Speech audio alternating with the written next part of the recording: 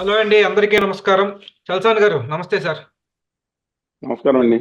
Sir, సమాజ హితవు కోరేవాడు సంఘంలో ఎవరికి పెద్ద శత్రువుగా ఉంటాడని ఒక సామెత కూడా ఉంది మనకి.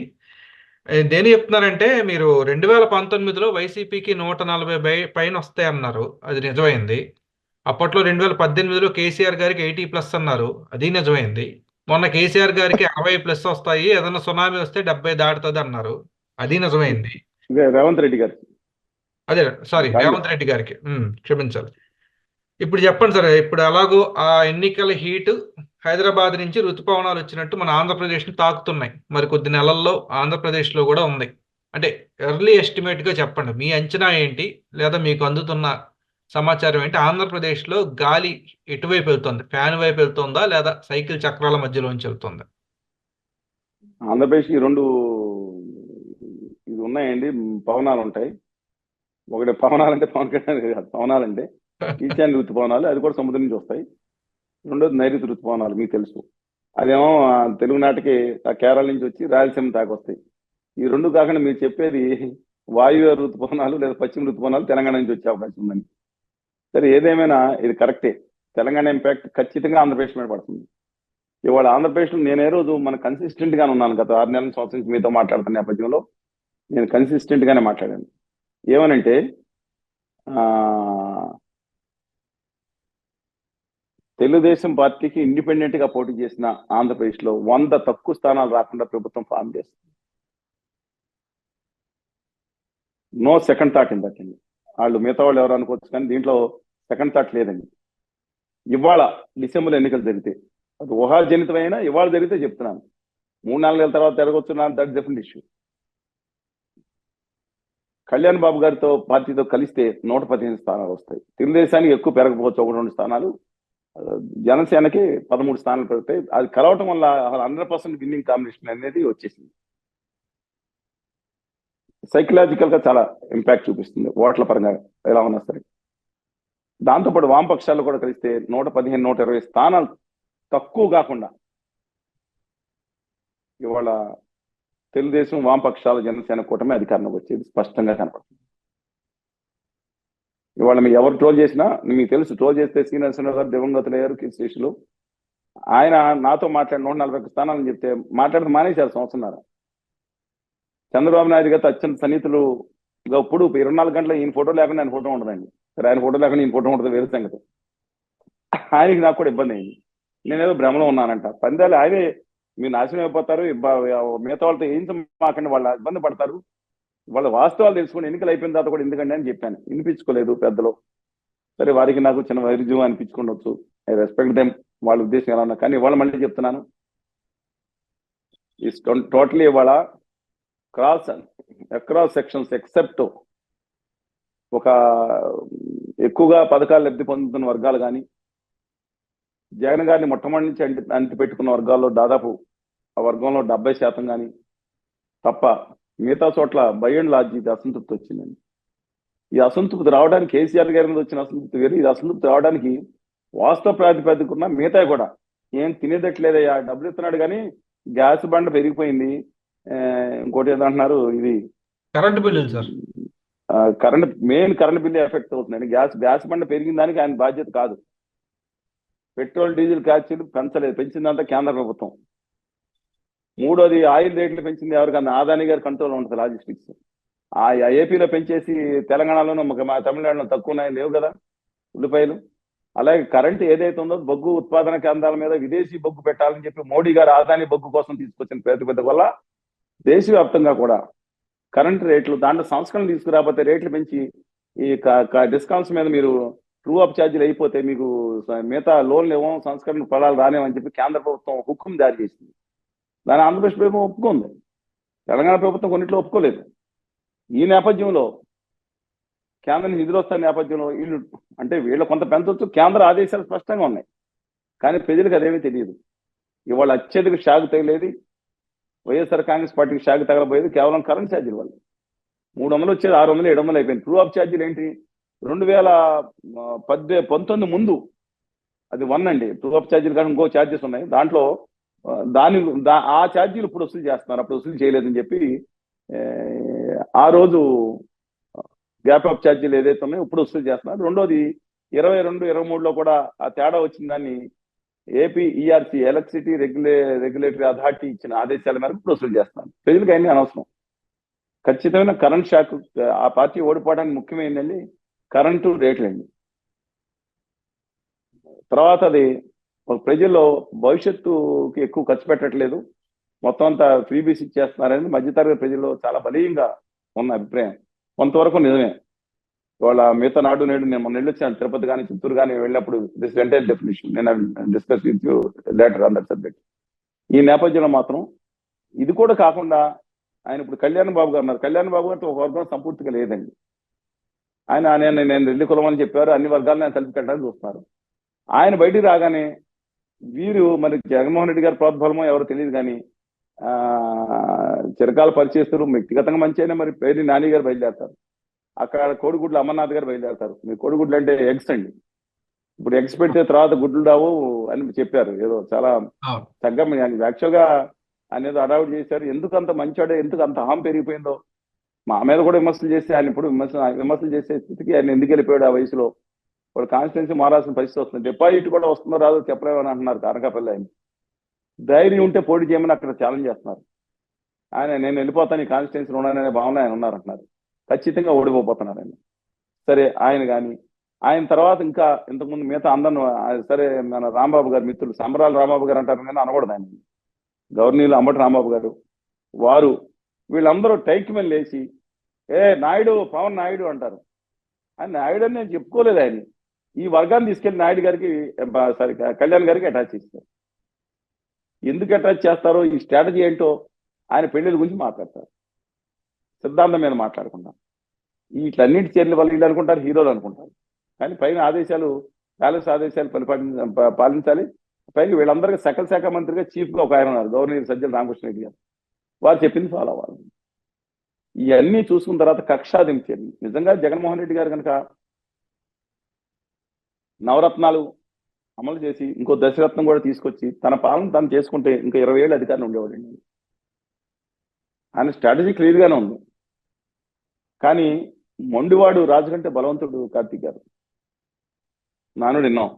మొండివాడే రాజు అయితే ఇవాళ ఆయనకి తెలుసు చంద్రబాబు నాయుడు గారిని అరెస్ట్ చేయడం వల్ల మైనస్ అవుతుందని తెలుసు. ఆ పార్టీ బేలతనం తెలిసింది, అది ఒక 20% ప్లస్ అయి ఉండొచ్చు. అత్యధిక శాతం మైనస్ అవుతుందని తెలుసు ఆయనకి. తెలిసిన ఏం చేశారు, అరెస్ట్ చేయించారు. నాకు 6093 ఆయన కూడా నెంబర్ రావాలని చెప్పి అది చెప్పుకుంటూ అంటున్నారు. ఆయనకు కూడా పడిపోవాలి అని కేసులు పెట్టి అరెస్ట్ చేయించారు. సరే మిగతాది వాళ్ళు బెయిల్ అదేదో న్యాయస్థానం నిర్ణయం తీసుకుంది కాబట్టి నేను దాన్ని తోడ్పాటు, వాళ్ళ ఇష్టం. I don't want to go in to that అండి. న్యాయమూర్తులు దుర్దేశాలు ఆపరించకూడదు. కానీ ఇవాళ పెట్టించి ఆ బాధ తీసుకున్నారు, అది మైనస్ ఎక్కువ అవుతుంది. నేను అనేది చట్టం గురించి లంబా కానూన్ కా హాత్ లంబా అని చాలా చెప్పొచ్చు. ఇవాళ ఈ నేపథ్యంలో డెఫినెట్ గా ఆయనకి వినూత్నమైన మార్పులు తీసుకురాకపోతే తప్ప, అంటే సురక్ష ఫ్యామిలీ డాక్టర్ పెట్టారు, చాలా అద్భుతమైన ప్రోగ్రామ్ అది. ప్రతి ఇంటింటికి నిజంగా ఆయన కనుక ఒక పాజిటివ్ పని చేసి ప్రజల్లో గెలవాలనుకుంటే ఎప్పుడు 6 నెలల క్రితమే ఒక 2-3 వేల మంది డాక్టర్లు రిక్రూట్ చేసి వాళ్ళందరినీ ఇంటింటికి మెడిసిన్స్ కూడా ఇచ్చి పంపించి, మేము హెల్త్ క్యాంపులు పెట్టినప్పుడు చాలా మంది ఎలా ఉంటుందో తెలుసు కాబట్టి మాకు పరిస్థితి ప్రతి ఇంటికి చూపించి డాక్టర్కి మందులు అవసరమైంది ఇచ్చుంటే ఆయన నెగ్గడానికి ఒక ప్రాతిపదిక వచ్చింది. ఆయన ఉద్దానం కొన్ని మంచి కార్యక్రమాలు చేసి ఉండాలి. కానీ కక్ష సాధింపు వైఖరితో ప్రత్యేక విభజన హామీలకు 20 సీట్లు ఇస్తాను, 31 పార్లమెంట్ సీట్లు ఉన్నాయి, కేంద్రం వైపు మెడలో వంచకుండా ఆ కేంద్రం దగ్గర మెడలో వంచేసి రావటం వల్ల రాష్ట్రం అప్పులు పాలవటానికి అది కూడా కారణం అండి. విచ్చలవిడిగా అప్పులు చేయటం, ఎఫ్ఆర్ఎంఎం నార్ని పక్కన పెట్టేయటం, కేంద్ర ప్రభుత్వం సహకరించడం పెంచడం. దేనికి పెడుతున్నారు, ఉత్పాదక వ్యయం ఏదైతే ఉందో దానికి ఎక్కువ పెట్టట్లేదు. ఇంతకుముందు ప్రభుత్వం పెట్టిందో అది కూడా పెట్టలేదు. మళ్ళీ దాని ఎందుకు ఖచ్చితంగా కంపేర్ చేస్తుంది తీమాన్ లెక్కల ఆఫీషియల్ గా కేంద్ర ప్రభుత్వం రిలీజ్ చేయాలి. కానీ సంవాడ్ బెటర్ అక్కడ కార్యక్రమం నడిచింది. నేను కంపేర్ చేస్తున్నాను అంతే. రాష్ట్రం ఎక్స్పోర్ట్స్ విషయంలో నెంబర్ 1 గా గత 2019 నుంచి డిస్పైట్ కోవిడ్ బాగా వెళ్ళింది. I'm not denying that. Official government of ఇచ్చిన రికార్డ్స్ నేను ఎందుకు కదనాలి. జిఎస్టీ గ్రోత్ రేట్లో ఇవాళ ఇండియాలో టాప్ లోకి వెళ్ళింది. ఇవాళ ఎందుకని వెళ్ళింది, మొత్తం ఫ్రీ బీస్ ఇస్తున్నప్పుడు జనం తిరిగి ఖర్చు పెడుతున్నారు, సేల్స్ ట్యాక్స్ కూడా పెరుగుతుంది కదా ఆటోమేటిక్గా. కానీ పునరుత్పాదక వచ్చే కార్యక్రమాలు పెట్టలేదు, ఇది తాత్కాలికం. నేను ఫిగర్స్ ఒప్పుకుంటున్నాను, కొంతమంది మాట్లాడినట్టు కొన్ని పార్టీలు నేను మాట్లాడలేదు. ఇది ఎక్స్పోర్ట్స్ ముందుకెళ్ళింది, ఎక్కువ రైస్ ఎక్స్పోర్ట్స్ కానీ మెరైన్ ఎక్స్పోర్ట్స్ కానీ. దానికి కారణం కిరణ్ కుమార్ రెడ్డి గారు, దానికి కారణం చంద్రబాబు నాయుడు గారు, పేరు తీసుకోమనండి, అది వేరే విషయం. కానీ వాళ్ళ వాస్తవాన్ని ఒప్పుకుంటే డెఫినెట్గా పెరిగింది. వాళ్ళ జిఎస్టీ గ్రోత్ రేట్లో టాప్లోకి వెళ్ళింది, ఇండియాలో టాప్లోకి వెళ్ళింది. పర్ క్యాపిటల్ గ్రోత్ రేట్లు తెలంగాణ ఉంది, అది డెఫినెట్ ఇష్యూ. మన కింద ఉంది ఆంధ్రప్రదేశ్ 9వ స్థానంలో ఉంది. కానీ నేషనల్ యావరేజ్ కంటే పర్ క్యాపిటల్ ఎక్కువ ఉన్నాయి, సౌత్ స్టేట్లో తో పోల్చుకుంటే తక్కువ ఉంది. ఇవన్నీ వాస్తవాలండి, ప్రజలకు అవసరం లేదు. నువ్వు వాడిని తిట్టావా, రాష్ట్రం చచ్చిపోయింది. ఏం చచ్చిపోయింది రాష్ట్రం? చచ్చిపోయిందంటే తర్వాత ఎవరు వస్తారండి? రాష్ట్రం బతికే ఉంది, పాలకులు మారుతూ ఉంటారు. ఖచ్చితంగా రాష్ట్రం యువతరం ఉంది, గప్తు బ్రహ్మాండమైన శక్తి ఉంది, అది మర్చిపోతానండి. సంపద 972 కిలోమీటర్ల తీర ప్రాంతం ఉంది. ఒక పాలకుడు వచ్చి లేదా ఇంకో పాలకుడు వచ్చి వెళ్ళిపోగానే రాష్ట్రం చచ్చిపోద్దా? ఓ జాతి చచ్చిపోద్దా? అందువల్ల ఇవాళ ఈ పాలకుడు శాశ్వతం కాదు. ఈ పాలకుడు ఉంటారు, లేదా కొత్త పాలకుడు వస్తారు. చంద్రబాబు నాయుడు గారు రావచ్చు, జగన్ మన పవన్ కళ్యాణ్ గారు రావచ్చు, ఈయనే ఉండొచ్చు. లేదా కొత్త వీళ్ళందరూ ఎందుకు మహిళలను పక్కన పడేసి కొత్త యువతరం 30 సంవత్సరాల లోపు రాజకీయ అవినీతి మైకులు అంటే దమ్మున్న యువతరం వచ్చి పరిపాలన సాగించవచ్చు. నేను అది కావాలని కోరుకున్నా, ఆడు కొత్త రావాలని కోరుకున్నా. నా ఫస్ట్ ప్రయారిటీ అదండి. మీరు విశ్లేషణ అడిగారు, విశ్లేషణ చెప్పాను. ఈ నేపథ్యంలో మాత్రం ఆంధ్రప్రదేశ్లో మాత్రం చాలా ఇవాళ వైకాపా ఎంత ఫైర్ ఫైటింగ్ ఎక్విప్మెంట్ ఉపయోగించినా సరే పరిస్థితి అదుపు తప్పిందని చెప్పాలి. 90%, 95%. ఇవాళ ఇంకా దాన్ని మార్చడం అంటే కొంచెం మారుతారని తెలియదు, నాకు ఏం చేస్తారు మరి. కుల ఘర్షణలో లేకపోతే మత ఘర్షణలో తీసుకొచ్చి ఉత్తర భారతీయ జనతా పార్టీ ఒకటి ఉంది కదండి, వాళ్ళ ఫుడ్ స్టెప్స్ ఫాలో అవుతారా లేకపోతే ఇంకోటి అవుతారా నాకు తెలియదు. అలా అవ్వకూడదనే కోరుకుంటున్నాం. అలాంటి పరిస్థితి వస్తే నేను చెప్పలేను, కానీ వినూత్న పరిస్థితి. క్యాస్ట్ వార్ తీసుకురావడానికి క్లాస్ వార్ అని పేరు పెట్టినట్టున్నారు కొంతమంది అంటున్నారు. Offer is to I don't know, నేను తెలియకుండా మొదలెళ్ళాను, కానీ నానుడిలో చెప్పాను అక్కడ ఉంది. అలాంటి పరిస్థితి తప్ప 110, 115, 120 ప్లస్ స్థానాలతో, మైనస్ కాదు ప్లస్ ఆర్ మైనస్ అంటలా, దాన్ని దాటి ప్లస్ అయిపోయి వామపక్షాలు, తెలుగుదేశం, జనసేన కూటమి అయితే అధికారంలోకి వస్తానే భావిస్తాను. సార్ ఇంకొకటి చిన్న అంటే దీని గురించే ఈ టాపిక్ సంబంధించిన సజ్జల గారు ఒక మాట అన్నారు, మా ఓటర్లు వేరున్నారు అని. ఆ పాయింట్ చూస్తే ఇంకొక పక్క మనకి పేపర్స్ లో వస్తున్న న్యూస్ కానీ ఇది కానీ దొంగ ఓట్లు కూడా బాగా ఫామ్ 7తో ఓట్ డిలీషన్ కానీ లేకపోతే జీరో హౌస్ నెంబర్స్ తో కానీ ఇలా దొంగ ఓట్లు కూడా వెళ్తున్నాయి అంటున్నారు. ఈ ఈసీ ఫెయిల్ అవుతుంది అంటున్నారు దేశవ్యాప్తంగా చూస్తే. ఇప్పుడు చాలా గట్టిగా పైవల్ కేశవ్ గారు చాలా పర్ఫెక్ట్ గా చూశారు. ఆయన వల్ల కొంతమంది సస్పెండ్ కూడా అయిపోయారు. రైట్ టైంలో వాళ్ళు ప్రతిపక్ష పార్టీలు స్పందిస్తున్నాయి, జనసేన కూడా చాలా యాక్టివ్ గా స్పందిస్తుంది. కళ్యాణ్ బాబు గారు ఇచ్చిన తర్వాత తెలుగుదేశం పార్టీ కూడా స్పందిస్తుంది. వీళ్ళ కౌంటర్ గా కూడా వైఎస్ఆర్ కాంగ్రెస్ పార్టీ మొదలుపెట్టింది. డబల్ ఓట్లు ఉండకూడదు, హైదరాబాద్ ఉన్న ఓట్లు వేసేస్తారని మొదలుపెట్టారు. దీనికి కౌంటర్ గా హైదరాబాద్ ఉన్న మొదలు ఆంధ్రప్రదేశ్ లో హైదరాబాద్ ఓట్లు అయిపోయినాయి కదా, ఆంధ్రప్రదేశ్ లో ఓట్లు వేయించుకుని వాళ్ళు మొదలుపెట్టారు ఓట్లు నమోదు చేయించుకోండి. ఏదేమైనా ఆ ప్రయత్నం ఇంతకుముందు సాగిందనే కనపడతా ఉంది. ఇప్పుడు మొత్తం అదంతా మొత్తం వాడవాడలా అది ప్రజలు చైతన్యంతో అవుతున్నారు. అందువల్ల అది వేరే అనుకోనండి. ఈ సీట్లు మార్పిడి ఏదైతుందో అది ప్రభావం చూపిస్తుంది. అంటే ఎలా సార్, అంటే పాజిటివ్ గానా లేదా నెగిటివ్ గానా చూస్తున్నారు? ప్రతి చర్య కూడా మైనస్ ప్లస్ లో ఉంటాయి రాజకీయాల్లో. కేసీఆర్ గారు తన మీద వ్యతిరేకత ఉంది. క్యాండిడేట్లు 100 మంది తను ఇచ్చిన మాట ప్రకారం నిలబెట్టుకుని అందరు క్యాండిడేట్స్ ఇచ్చారు. కానీ ఆయన కనుక మారిస్తే సీట్లు ఆయన 39 బదులు 49, 50 వచ్చేదో పైన దాటేదో ఖచ్చితంగా. జగన్మోహన్ రెడ్డి గారు స్పష్టంగా ఉంటారండి కొన్ని విషయాల్లో. ఆయన మార్చాలని చెప్పినప్పుడు మార్చేస్తారు. పైవాళ్ళు కేశవ్ గారు లాంటి stalwart leader, dynamic leader, next generation చాలా మాట్లాడే మాట ఎలా ఉంటుంది చూడండి, ప్రతి మాట కూడా. ఆయనకే లాస్ట్ మీట్ వరకు చంద్రబాబు నాయుడు గారు ఒకసారి సీట్ ఆపిన ఘటనలు ఉన్నాయండి. ఆయన చెప్పుకోకపోవచ్చు కానీ తెలుసు నాకు. అలా చేయటం వల్ల ఆత్మస్థైర్యం కోల్పోతారు కొంతమంది. ఎన్టీ రామారావు గారి హయాంలో 1994 6 నెలల ముందే క్యాండిడేట్లు ప్రకటించారు. ఇవాళ ఇస్తారా లేదో కూడా చెప్పరు. జగన్మోహన్ రెడ్డి గారి వ్యవహార శైలి ఎలా ఉంటుందంటే ఉండవల్లి శ్రీదేవి గారి గురించి గమనించారు. ఇఫ్ ఇట్ ఈస్ ట్రూ, ఆవిడ వెళ్ళినప్పుడు జగన్మోహన్ రెడ్డి గారిని, అన్నా నేనే నీకు ఓటేస్తాను, నా గుండె ఎవరి కోసం కొట్టుకుంటుందన్నా, జగన్ కొట్టుకున్న పశ్చిమలో కూడా మాట్లాడినారు. అటు వ్యక్తిగతంగా మంచి ఆవిడ కింద పేరు, సస్పెండ్ ఇష్యూ, పార్టీలు పక్కన పెడదాం. అన్నా నేను మీకే ఓటేస్తాను, కానీ డొక్కామాణిక్ గారు ఇచ్చారు మీరు ఇన్ఛార్జి, నాకు ఎవరంటున్నారు సీట్ అంటే జగన్మోహన్ రెడ్డి గారు అమ్మా నీకు ఇవ్వనమ్మా అని చెప్పేశారండి. చంద్రబాబు నాయుడు అయితే ఆలోచిద్దామని ఓటే ముందని చెప్తారు. నేను ఇవ్వను, నువ్వు గెలిచే 20% మైనస్ లో ఉన్నావు, నువ్వు గెలిచే పరిస్థితి లేదు, అందువల్ల నిన్ను ఎక్కడో చోట నేను జాగ్రత్తగా చూసుకుంటానని చెప్పి వాడికి ఇష్టపడలేదు, బయటకు వచ్చారు మాట. ఇవాళ ఆయనకి అత్యంత కావాల్సిన వ్యక్తి చుట్టం అండి వాసు గారు. వాసు గారు అంటే మీరు బాలినేని శ్రీనివాస్ గారు అంటారు. ఆయనకు కావాల్సిన వాళ్ళు ఆర్కే గారు. ఈయన ఏమీ లేనప్పుడు 2000 మీకు తెలుసు 2004లో వివేకానంద రెడ్డి గారు అక్కడ ఎంపీగా ఉన్నారు, ఈయన కూడా ఎంపీ చేయాలని చూస్తారు కానీ కుదరలేదు. ఈయన ఏమీ కానప్పుడు కూడా ఆర్కే గారు ఆయన పిలిచి తప్పెట్టారు. ఆళ్ళ రామకృష్ణ రెడ్డి గారు తెలిసే ఉంటుంది, తెలుగుదేశం పార్టీ వారు కరకట్ట కమలాసన్ పేరు పెట్టారు. సరే ఏదేమైనా సరే గవర్నీలు ఆయన సీట్ ఎవరిని చెప్పడం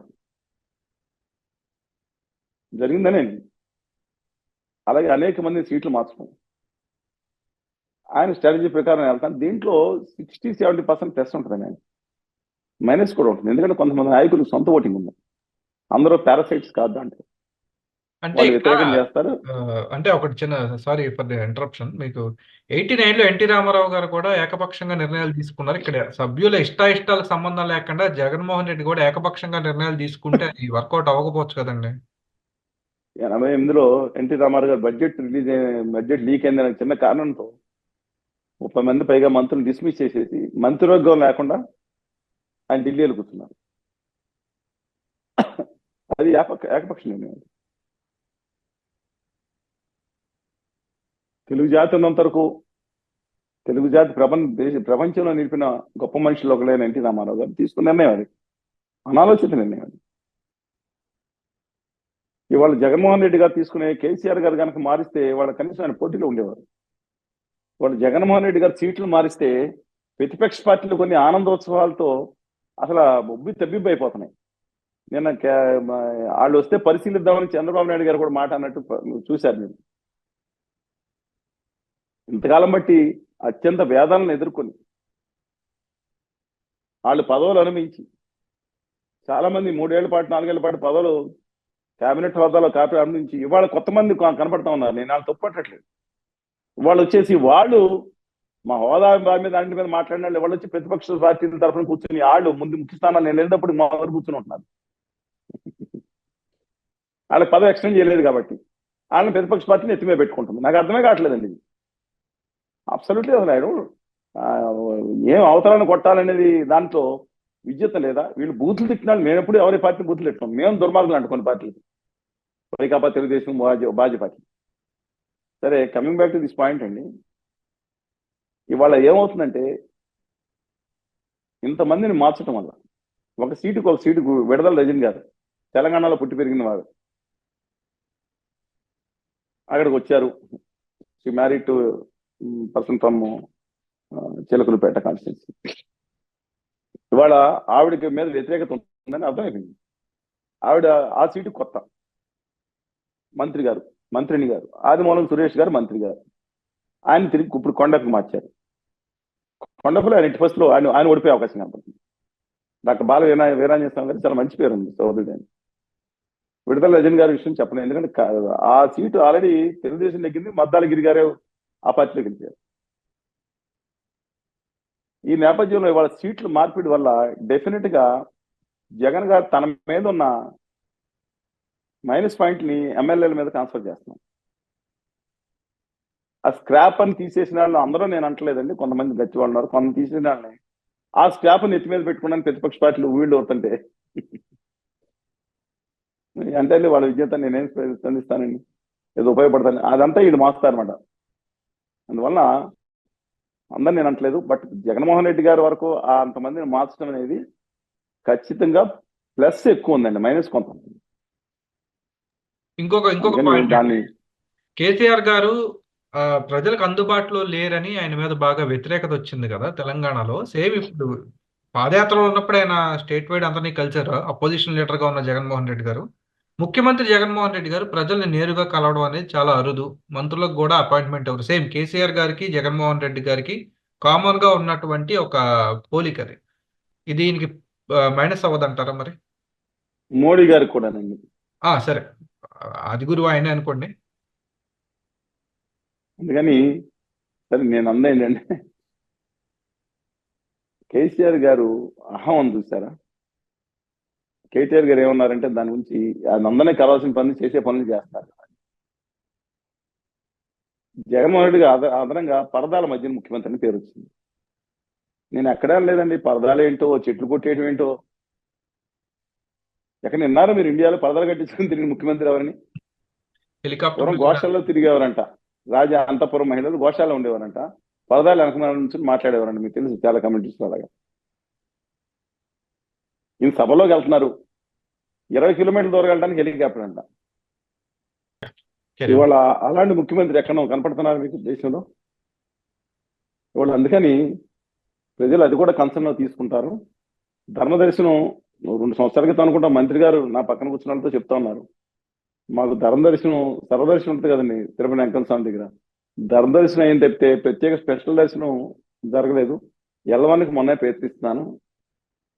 ఎల్లవని ఉంటుంది కదండి వాళ్ళకి దేవుడి దగ్గర, అలా పరిస్థితి అయిపోయింది. అది పరిస్థితి రాజశేఖర్ గారికి పూర్తిగా వినం. చంద్రబాబు నాయుడు గారికి కూడా వినమే. చంద్రబాబు గారు ఎవరన్నా మంత్రులు కలుస్తారు, ఈజీగా తలుచుకోవచ్చండి నిమిషాన్ని. అలాంటి పరిస్థితి నీకు లేదు.